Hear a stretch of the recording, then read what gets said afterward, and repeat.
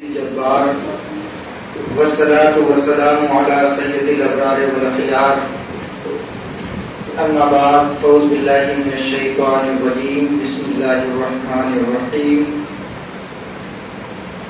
إن الصلاة تنهى عن الفحشاء والمنكر آمنت بالله صدق الله ومولانا العظيم وصدق رسوله النبي الأمين المتين المختار الكريم ونحن على ذلك لمن الشاهدين والشاكرين آمين آمين والحمد لله رب العالمين.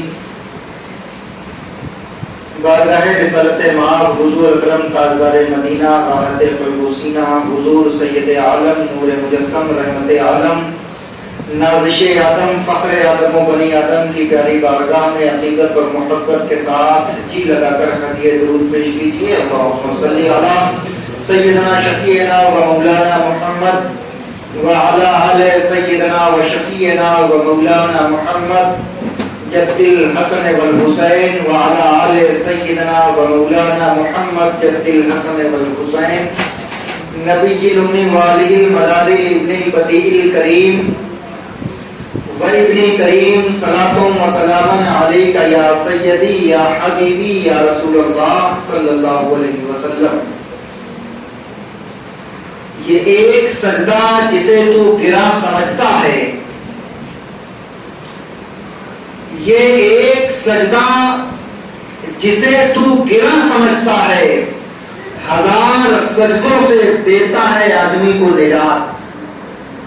ہزار سجدوں سے دیتا ہے آدمی کو نجات. یہ ایک سجدہ جسے ہم اہمیت نہیں دیتے، یہ ایک سجدہ جسے ہم اہمیت نہیں دیتے، خیال نہیں کرتے، ایک پل کے لیے سوچتے نہیں ہیں. یہ ایک وہ سجدہ ہے کہ اگر اللہ کی بارگاہ میں قبول ہو گیا تو تمہاری بخشش کے لیے، تمہاری نجات کے لیے کافی ہے.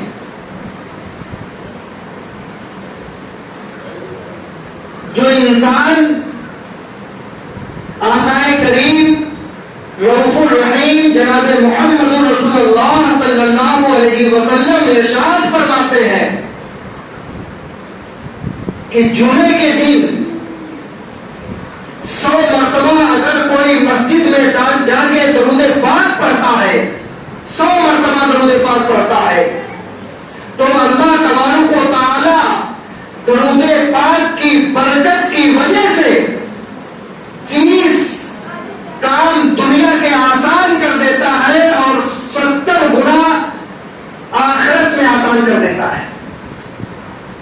30 کام دنیا کے بنا دیتا ہے اور 70 کام آخرت کے بنا دیتا ہے.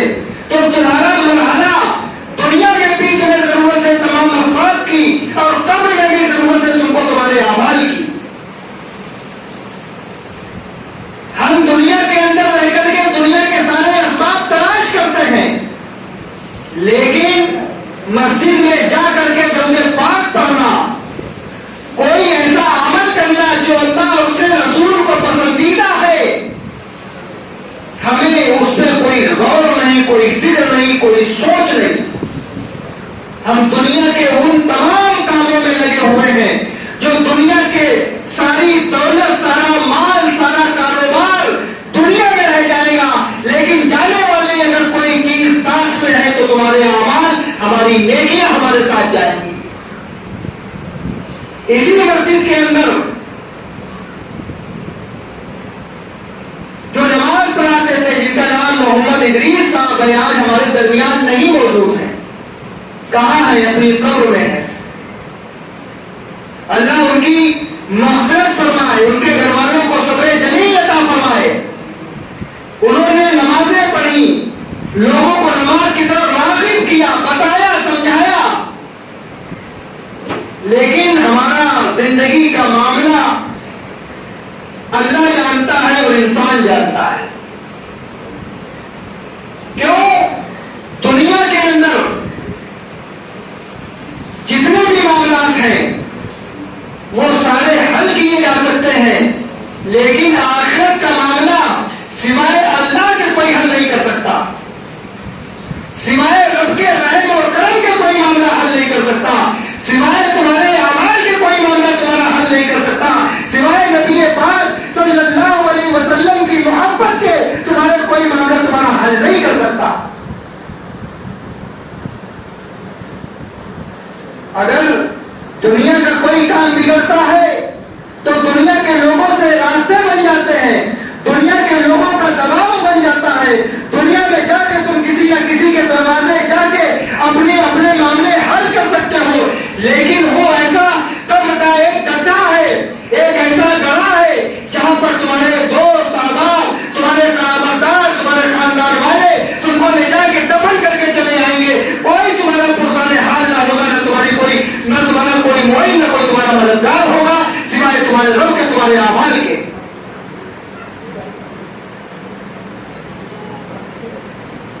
جس طرح سے دنیا کے اندر ہم ہر بات سوچتے ہیں، اسی طرح ہم کو آخرت کے بارے میں سوچنا چاہیے۔ اللہ تبارک و تعالیٰ نے انسانوں کی رشد و ہدایت کے لیے ایک دو نبیوں کو نہیں بھیجا، بلکہ 1,24,000 انبیاء علیہ السلام کی جماعت کو بھیجا۔ سب کا مسئلہ یہ تھا، سب کا معاملہ یہ تھا کہ اللہ کی بارگاہ میں جھک جاؤ، اللہ کی بارگاہ میں عبادت کرنے والے بن جاؤ، اللہ کا کلمہ پڑھنے والے بن جاؤ، اور جو نبی آیا اس نے اپنی اتباع اور اپنی پیروی کے بارے میں بتایا، اور یہی بتایا کہ یہ دنیا فنا ہونے والی ہے، یہ دنیا ختم ہونے والی ہے، نہ تمہاری اولاد، نہ تمہارا باپ، نہ تمہارا کاروبار، نہ تمہاری تجارت، نہ تمہاری کھیتی، نہ تمہارے مکان، نہ تمہارا بینک بیلنس، یہ کوئی کام نہیں آئے گا۔ اگر کام آئے گا تو تمہارے اعمال، تمہاری نیکیاں تمہارے کام آئیں گی، اللہ کا قرب تمہارے کام آئے گا، جو تم نے عبادتیں، ریاضتیں، تقویٰ اور پرہیزگاری کی جو زندگی دنیا میں گزاری ہے، یہ تمہارے کام آئے گی۔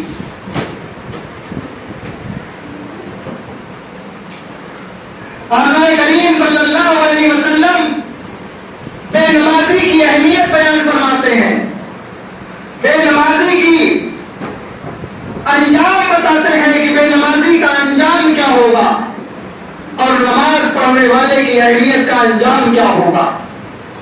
جو نماز پڑھتے ہیں ان کی فضیلت کیا ہے، اور جو بے نمازی ہیں ان کی فضیلت کیا ہے، اور ان کا انجام کیا ہونے والا ہے دنیا کے اندر اور آخرت کے اندر۔ صحابہ کی مقدس جماعت فرماتی ہے کہ ہم یہ جان جاتے تھے کہ جو نماز پڑھتا ہے یہ مسلمان ہے، جو نماز نہیں پڑھتا ہے یہ غیر مسلمان ہے۔ صحابہ کا یہ اعلان ہے، صحابہ کا یہ عقیدہ ہے کہ ہم وہ جان جاتے تھے، صحابہ کی مقدس جماعت، جو نماز پڑھتا ہے وہ مسلمان ہے، اور جو بے نمازی ہے وہ مسلمان نہیں ہے۔ ہم نے مسجدوں کو ویران کر دیا، ہم نے گھروں کو ویران کر دیا، ہماری پیشانی میں سجدے کی طرف نہیں ہے، ہمارے دل میں خدا کا خوف نہیں ہے، ہمارے دل میں نماز پڑھنے کے جذبات نہیں ہیں۔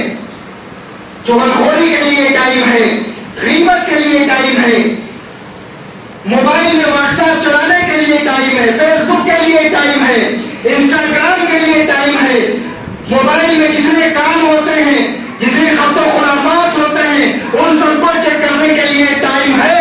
اگر مسجد میں اذان ہوتی ہے تو نماز پڑھنے کا ٹائم نہیں ہے۔ کیا تم خدا کو منہ دکھاؤ گے؟ کیا نبی پاک صلی اللہ علیہ وسلم سے محبت کا جذبہ پیش کرو گے؟ جب ہم نماز نہیں پڑھ سکتے، جب ہم مسجد میں نہیں آ سکتے، تو ہم اپنی زبانوں پہ نعرے لگائیں، اپنے سر پہ ٹوپیاں لگائیں، اپنے چہروں پہ داڑھی رکھیں، امامے پہنے، جبے قبے پہنے، اگر نماز کی الفت اور نماز کی محبت نہیں ہے تو ساری عبادت، سارے تمام اعمال بیکار ہیں۔ کیونکہ جتنے حکم خداوندی ہیں اللہ تبارک و تعالیٰ نے عرش سے زمین میں بھیجے ہیں، اور نماز ایک ایسا فلسفہ ہے جو اپنے پیارے محبوب جناب محمد رسول اللہ صلی اللہ علیہ وسلم کو شب معراج میں بلا کے نماز کا تحفہ عطا فرمایا ہے۔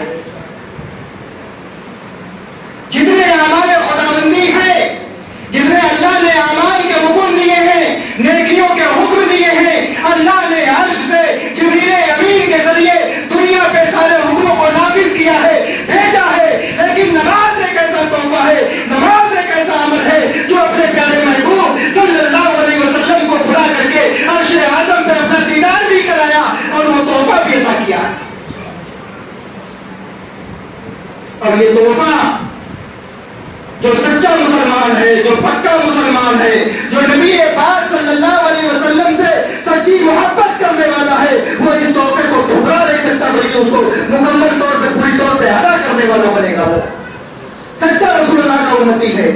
سچا کا سچا نبی پاک صلی اللہ علیہ وسلم کا چاہنے والا ہے, اسے محبت کرنے والا ہے. دنیا کے سارے کاموں کے لیے ٹائم ہے, لیکن ہمارے پاس نماز کا ٹائم نہیں ہے, نماز پڑھنے کا ٹائم نہیں ہے.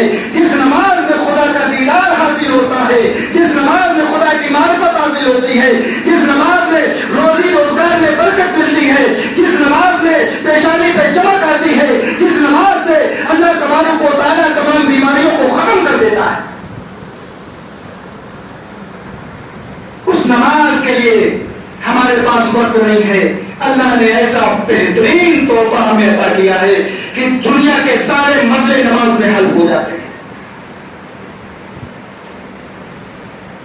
بے نمازی, اللہ کے نبی صلی اللہ تعالی علیہ وآلہ وسلم ارشاد فرماتے ہیں کہ اگر بے نمازی کو جب قبر میں اتارا جاتا ہے, بے نمازی کو جب قبر میں اتارا جاتا ہے تو نماز نہ پڑھنے کی وجہ سے, بے نمازی ہونے کی وجہ سے, اللہ کا حکم توڑنے کی وجہ سے, اللہ کی نافرمانی کرنے کی وجہ سے اللہ تبارک و تعالیٰ نبی پاک ارشاد فرماتے ہیں 99 سانپ اللہ تعالیٰ مسلط کر دیتا ہے.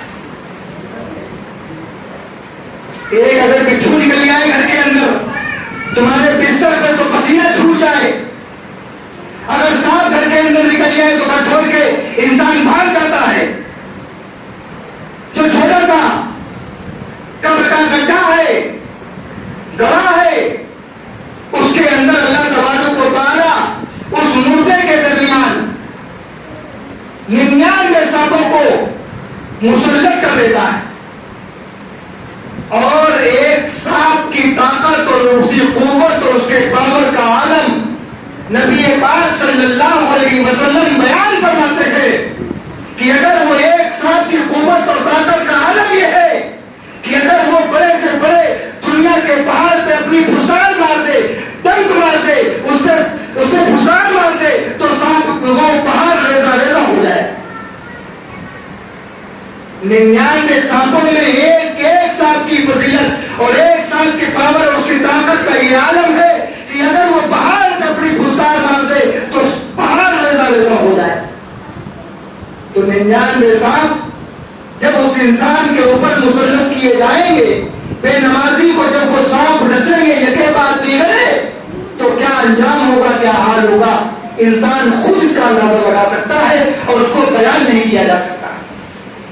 جن لوگوں کو سانپ نے کاٹا, جن لوگوں نے بچھو کو کاٹا, اللہ کرے کسی کو نہ کاٹے, لیکن جن لوگوں کو کاٹ لیا, جن لوگوں کو سانپ نے یا بچھو نے کاٹا, تو ان سے جا کے پوچھو کہ اس کے درد کا عالم کیا ہوتا ہے,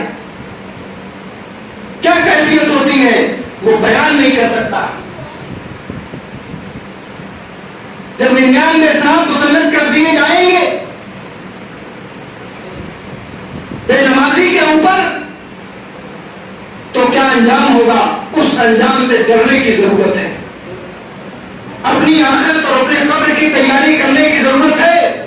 نماز پڑھنا انسان شروع کرے, نماز ہم پڑھنا شروع کریں اس لیے کہ ان سے پہلے کہ موت آ جائے نماز جنازہ پڑھی جائے.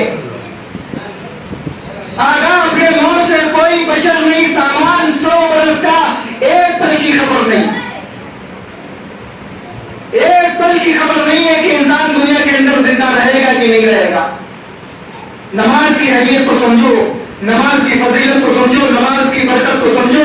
کسی حال میں نماز کو قضا نہ کرو. صحابہ کی مقدس بری جماعت نے کبھی نماز کو ترک نہیں کیا. نبی پاک صلی اللہ علیہ وسلم ارشاد فرما رہے ہیں من ترک الصلاۃ متعمدا فقد کفر, جان بوجھ کو نماز کو چھوڑنے والا کفر کے قریب پہنچ جاتا ہے, کفر کر بیٹھتا ہے. تو نماز کو نہ چھوڑو, نماز کی اہمیت کو سمجھو. خوشی ہو تو نماز پڑھو, غم ہو تو نماز پڑھو, اچھی حالت میں ہو تو نماز پڑھو, بری حالت میں ہو تو نماز پڑھو. نماز کسی حالت میں معاف نہیں ہے, نماز کسی حالت میں چھوڑی نہیں جا سکتی. بے نمازی کا تو انجام یہ ہے کہ اس کے اوپر 99 سانپ مسلط کر دیے جائیں گے اور تمام طرح طرح کے عذابات قرآن اور حدیث میں موجود ہیں. لیکن جو نمازی ہے, جو نماز کی اہمیت کو سمجھتا ہے, جو پابندی کے ساتھ نماز کو ادا کرتا ہے, تو فرمائی ہے. اس کی شان یہ بیان فرمائی کہ جب بے نمازی کو نہیں، نمازی کو نہلانے دھلانے کے بعد، خوشبو لگانے کے بعد، کفن پہنانے کے بعد، نماز جنازہ کے بعد جب اس کو قبر میں اتارا جاتا ہے تو مفتی صاحب بیٹھے ہوئے ہیں کہ جب اس سوال کرنے والے جب آتے ہیں فرشتے تو وہ یہ دیکھتا ہے جب اس کو اٹھاتے ہیں جگاتے ہیں کہ اس کو یہ محسوس ہوتا ہے کہ سورج ڈوب رہا ہے، سورج غروب ہو رہا ہے. عصر کی نماز کا وقت اس کو سمجھ میں آتا ہے کہ یہ عصر کی نماز کا وقت ہے. جب نمازی بندہ، نماز کی اہمیت کرنے والا بندہ، نماز پابندی سے پنجگانہ پڑھنے والا بندہ جب قبر میں اتارا جاتا ہے تو وہ یہ سمجھتا ہے کہ سورج غروب ہو رہا ہے، عصر کی نماز کا ٹائم ہے، جا رہا ہے. تو جیسے ہی اس کو جگایا جاتا ہے قبر کے اندر تو وہ کہتا ہے رک جاؤ، ابھی مجھے عصر کی نماز پڑھ لینے دو. اب وہاں آئی ہوئی اذان گئی ہوئی نماز اتنے قلیل وقت میں آئے اور چلے گئے. اب وہاں نماز پڑھنے کی ضرورت نہیں ہے، عمل کرنے کی ضرورت نہیں ہے. دنیا میں تم نماز پڑھ چکے، روزہ رکھ چکے، قرآن پڑھ چکے، تلاوت کر چکے، سارے حکم خداوندی کے جتنے قانون تھے دنیا کے اندر نافذ تھے. اب قبر کے اندر تم کوئی عمل نہیں کر سکتے. اب وہ کہے گا کہ عصر کا وقت ہے، مجھے نماز پڑھ لینے دو. حکم خداوندی یہ ہوگا، نبی پاک صلی اللہ تعالیٰ علیہ وآلہ وسلم کا فرمان علی شان ہے کہ اس کے اللہ تبارک و تعالیٰ اس کو حکم عطا فرمائے گا کہ قبر کو کشادہ کر دو، جنت کی کیاریوں میں سے ایک کیاری بنا دو، قبر کو حد نگاہ چوڑا کر دو. یہ نماز کی فضیلت اور نماز کی برکت ہے کہ نماز کی وجہ سے اللہ تبارک و تعالیٰ قبر کو حد نگاہ کشادہ فرما دے گا، چوڑی کر دے گا. جہاں تک تمہاری نگاہ جائے گی قبر چوڑی ہو جائے گی، جنت کی کیاری جنت کا باغ بن جائے گی. اور نبی پاک صلی اللہ علیہ وسلم ارشاد فرمائیں گے، فرمایا آپ نے کہ اس کے اندر ایک حسین جمیل بڑی خوبصورت ایک عورت بیٹھی ہوگی. اب جب اس کا حساب نہیں، کتاب نہیں، نماز پڑھنے والے کی فضیلت اور برکت یہ ہے کہ وہ وہاں پہ ایک دلہن بیٹھی ہوئی ہے. جب وہ اپنا نقاب ہٹائے گی تو وہ نماز ہوگی، جب وہ اپنا نقاب ہٹائے گی تو وہ نماز ہوگی. کہ دنیا کے اندر تو نے پانچوں وقت ہمیں یاد رکھا تو اللہ تبارک و تعالیٰ نے قبر کے اندر جب تک قیامت نہیں آئے گی، جب تک تمہارا ساتھ ہمارا ساتھ اسی قبر میں رہے گا، تمہارے لیے اللہ تبارک و تعالیٰ نماز جیسا تحفہ، نماز جیسا ایک ساتھی قبر کے اندر مبعوث فرما دے گا، مسلط فرما دے گا، عطا کر دے گا، تحفہ دے دے گا کہ تمہارا قبر کے اندر دل بہلانے والا، تم سے قبر کے اندر بات کرنے والا، قبر کے اندر تمہارے ساتھ جنت کی کیاریوں میں گھومنے والا، قبر کے اندر جنت کے باغوں میں تمہارے ساتھ ٹہلنے والا تمہارا ساتھی اگر کوئی ہوگا تو وہ نماز ہوگی. آج ہم اس نماز کی اہمیت کو بھول گئے، اس نماز کی برکت کو بھول گئے. قرآن کریم میں اللہ تبارک و تعالیٰ نے ارشاد فرمایا ان الصلاۃ تنہی عن الفحشاء والمنکر، بے شک نماز بے حیائی اور بری باتوں سے روکتی ہے. نماز بے حیائی اور بری باتوں سے روکتی ہے. نماز ہم پڑھتے ہیں، بے حیائی ہمارے پاس ہے. نماز ہم پڑھتے ہیں، بدتمیزی ہمارے پاس ہے. نماز ہم پڑھتے ہیں، جھوٹ ہمارے پاس ہے. نماز ہم پڑھتے ہیں، غیبت ہمارے پاس ہے. نماز ہم پڑھتے ہیں، جھوٹ ہمارے پاس ہے. نماز ہم پڑھتے ہیں، نظروں کی حفاظت ہمارے پاس نہیں ہے. پتہ یہ چلا، معلوم یہ ہوا کہ نماز تو روکتی ہے مگر نمازی خود نہیں روکتا. نماز تو روک رہی ہے، نماز تو کہہ رہی ہے کہ اپنی نظروں کی حفاظت کرو، نماز تو کہہ رہی ہے کہ تم دانوں کی حفاظت کرو، نماز تو کہہ رہی ہے کہ اپنی زبان کی حفاظت کرو، نماز تو کہہ رہی ہے کہ تم اپنے دل کی حفاظت کرو، نماز تو کہہ رہی ہے کہ تم اپنے ہاتھوں کی حفاظت کرو، نماز تو کہہ رہی ہے اپنے قدموں کی حفاظت کرو، مگر نمازی خود نہیں روکتا. لہذا نماز کی اہمیت کو سمجھنے کی ضرورت ہے. نماز ایک ایسا فلسفہ ہے، نماز ایک ایسی عبادت ہے، نماز ایک ایسا تحفہ اللہ کا دیا ہوا ہے. نماز ایک ایسا ایک بہت بڑا عمل ہے جس کی وجہ سے دنیا میں تمہاری سرخرو رہے گی, قبر میں سرخرو رہے گی, اور حشر اور میدان محشر میں تم کامیاب ہوتے ہوئے نظر آؤ گے. لہذا نماز اگر چھوٹ گئی, نماز اگر چھوڑ دیا, نماز کو ترک کر دیا, نماز کی اہمیت کو نہیں سمجھا, تو دنیا والے تم کو تمہاری اہمیت بتا دیں گے. آج دنیا کے اندر رسوائی, ضلالت, بے روزگاری, معاشی حالات, ذلت و رسوائی کا سبب انسان خود ہے, ہمارے اعمال ہیں. ہم کو تباہ کرنے کے لیے, ہم کو برباد کرنے کے لیے, ہم کو دنیا سے مٹنے کے لیے ہمارے اعمال کافی ہیں, اور ہم کو سرخرو کرنے کے لیے, ہم کو کامیاب کرنے کے لیے ہماری اعمال عزت اور مقام دلانے والے ہمارے اعمال ہیں. اللہ کا خوف ہے, نبی پاک صلی اللہ علیہ وسلم کی محبت اور الفت ہے. ہم نماز کی اہمیت کو سمجھیں, نماز کی برکت کو سمجھیں.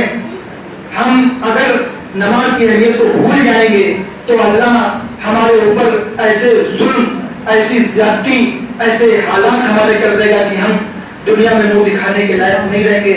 اللہ تبارک و تعالی ہمیں اور آپ کو سب کو کہنے سننے سے زیادہ عمل کی توفیق عطا فرمائے. السلام علیکم ورحمۃ اللہ وبرکاتہ.